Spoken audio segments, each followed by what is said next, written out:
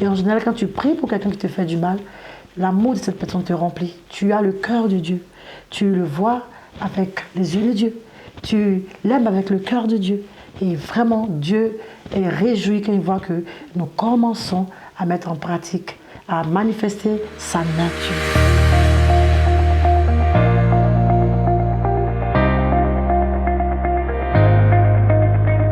Bonjour à tous, soyez les bienvenus dans votre émission. Je suis un privilégié. Aujourd'hui, nous recevons une privilégiée. Bonjour Joanne. Bonjour pasteur. Et sois la bienvenue dans cette émission. Merci. Qu'est-ce qui te préoccupe? Alors j'aimerais connaître comment appliquer la parole de Dieu et les vérités bibliques lorsque nous traversons une épreuve, lorsque nous sommes confrontés au mépris, à l'injustice. Comment faire pour bien appliquer la parole de Dieu? Ok, très bien, c'est une bonne question. En tant que privilégié, je pense que tu veux encore t'approcher du Seigneur et vivre tes privilèges. Ok, c'est très important. Le Seigneur a régi tout ce que nous devons faire par sa parole. Et ce que je veux te dire déjà, c'est l'obéissance. L'obéissance à la parole de Dieu qui nous emmène dans nos victoires, qui nous font profiter des grâces de Dieu.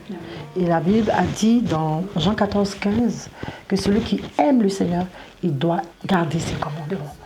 Et ces commandements ne sont pas difficiles. Si nous l'aimons, quand nous aimons quelque chose, ce n'est pas difficile à faire. Et nous allons lire dans Matthieu 5, 44.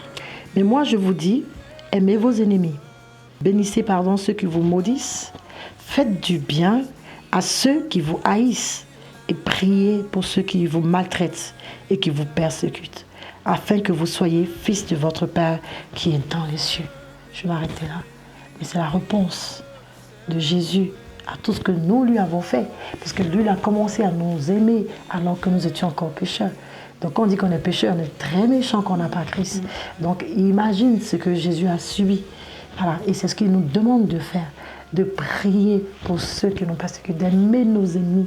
Et je pense que dans ton cœur, ceux qui t'ont fait du mal, et tu les prends pour tes ennemis. Mais le Seigneur dit, il faut que tu les aimes. Il faut que tu pries pour eux. Il faut que tu les pardonnes. Voilà, il faut vraiment faire ce que Jésus-Christ a fait. Voilà, Jésus-Christ était un excellent modèle qui nous a démontré ce que nous devons faire. Quand il était sur la croix, Jésus là-bas était venu pour nous sauver. Il n'est pas venu nous faire du mal. Mais nous ne l'avons pas reçu. Nous l'avons condamné. Nous avons voulu le tuer. Et qu'est-ce qu'il a fait à la croix alors qu'il était au comble de la douleur? Qu'est-ce qu'il a fait? Il n'a pas dit, Père, tue-les tous. Voilà, parce qu'ils ont été injustes avec moi, parce qu'ils m'ont donné trop de douleur.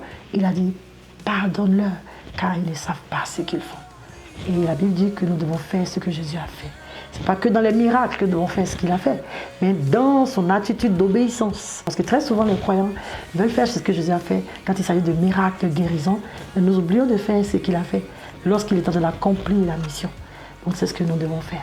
Pardonner, aimer, prier pour eux. Et en général, quand tu pries pour quelqu'un qui te fait du mal, l'amour de cette personne te remplit. Tu as le cœur de Dieu.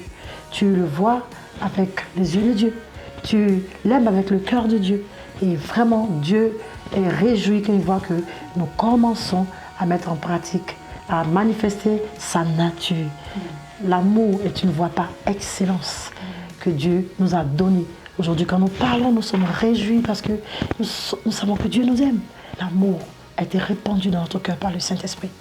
Et aujourd'hui, il veut que nous développons cet amour désintéressé. Si nous aimons ceux qui nous aiment, qu'est-ce que nous faisons de meilleur? Lui, Dieu, il nous a aimés. C'est pourquoi, quand nous nous regardons, sachant que nous ne méritons pas l'amour de Dieu, nous sommes bénis par cela, parce que nous disons que nous ne méritons rien.